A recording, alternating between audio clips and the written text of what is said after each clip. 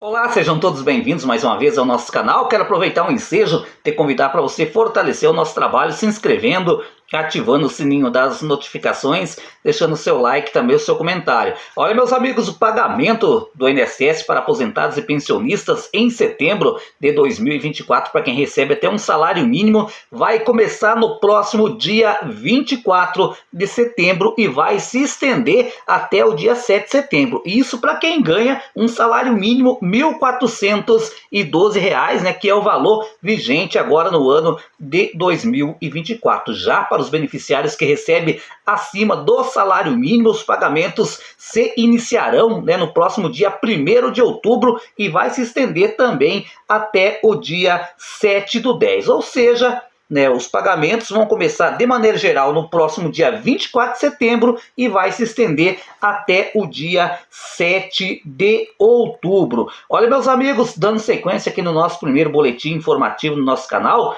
o programa Voa Brasil do governo federal já comercializou cerca de 8.000 voos, né? Ou seja, 8.000 passagens, né, a preço de R$ 200, desde que foi lançado no fim de julho. A quantidade de passagens corresponde a 0,26% dos 3 milhões de bilhetes disponibilizados na fase inicial. Há 23 milhões de aposentados do INSS, independente da faixa de renda e que não tenham viajado nos últimos 12 meses. Ou seja, meus amigos, essa passagem ela custa em torno, né, de R$ 200, né, para quem não viajou nos últimos 12 meses, só que a procura, querendo ou não, está bem abaixo do esperado. Veja só, desde que foi lançado, vendeu em torno de 8.000 passagens, é o que representa 0,26% do que está disponível para os aposentados e para os pensionistas. É importante ressaltar que hoje no Brasil, em torno de 23 milhões de aposentados tem direito, né, de comprar essa passagem no valor de R$ 200. A plataforma recebeu mais de 100 mil acessos até no momento, né? Ou seja, há interesse por parte dos aposentados. Os números vão crescer de acordo com a oferta, né, e a publicidade do programa, disse o ministro de Portos e Aeroportos. Olha, meus amigos, a baixa procura com toda certeza é que realmente a grande maioria dos aposentados estão descapitalizados, ou seja, estão sem grana, estão sem din-din. Fora a passagem, por exemplo, em uma viagem turística, a pessoa não vai gastar, por exemplo, só R$ 200 na passagem. Ele tem a questão de hospedagem, ele vai ter que pagar um hotel e com toda certeza o custo para você ficar 3, 4 dias hospedado em um hotel, gente, não é barato, sem contar alimentação e ainda mais transporte. Não é que o aposentado não quer voar, digamos assim, viajar pelo Brasil afora, com passagens, né, mais barata do que o convencional, né, mas o problema é questão de dinheiro. Tem muitos aposentados que estão se virando no 30 para poder manter a alimentação, a medicação em dia. Já pensou ter que desembolsar aí uma graninha para poder viajar? A gente sabe que existem aposentados que têm uma condição financeira melhor. Esses, com toda certeza, vai aproveitar, vai viajar de avião, né? Mas, infelizmente, a grande maioria, nem esses R$ 200 na passagem, eles têm disponível nesse momento. Eu quero saber de você que é aposentado, né? Hoje, se você fosse para fazer uma viagem, para tirar R$ 200 do seu orçamento, faria falta ou não? Comente aqui embaixo. Mas a gente sabe, né, que às vezes, né, nesse caso,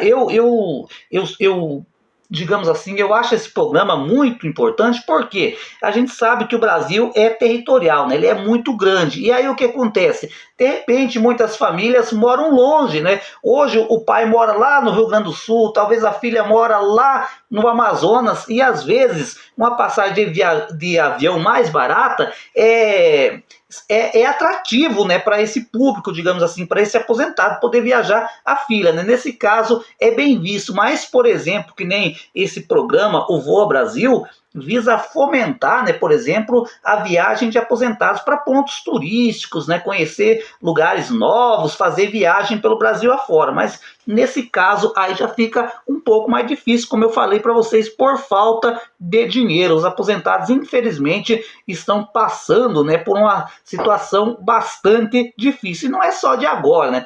Eu tenho recebido algumas críticas, né, pessoas me mandando e-mail falando assim: olha, César, você parece que é contra o presidente, você fala que os aposentados estão apertados, que os aposentados estão passando por dificuldade. Gente, quem conhece esse canal desde 2016 sabe que a gente vem batendo nessa tecla. Infelizmente, o aposentado há muitos anos vem sendo deixado de lado, digamos assim, e muitos, né, têm que sobreviver, fazer malabarismo com apenas um salário mínimo, R$ 1.412. Ou seja, para uma pessoa que ganha um salário mínimo, se torna, né, quase que impossível fazer uma viagem, infelizmente.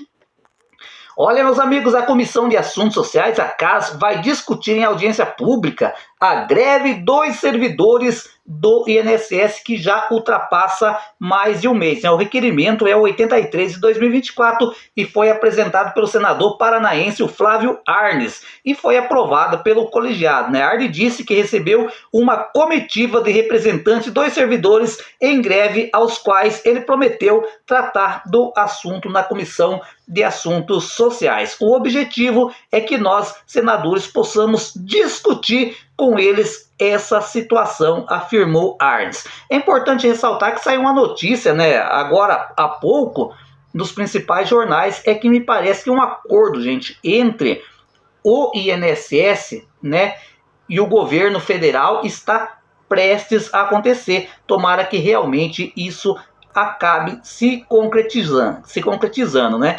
E eu espero também, né, meus amigos, que nesses próximos dias entre em pauta o PL 5332 de 2023, né, que possa ser analisado, né, esse projeto de lei que visa acabar com a revisão médica tanto no BPC quanto na aposentadoria por invalidez. Por quê? Os dias estão passando e nada, né, desse projeto ser pautado lá na CAS, Comissão de Assuntos Sociais. É cobrar, digamos assim, o presidente dessa comissão, o senador Humberto Costa, para que coloque em votação o PL 5332, porque os aposentados e os aposentados, né, que recebem aposentadoria por invalidez, e os beneficiários do BPC estão ansiosos, digamos assim, pela votação dessa matéria.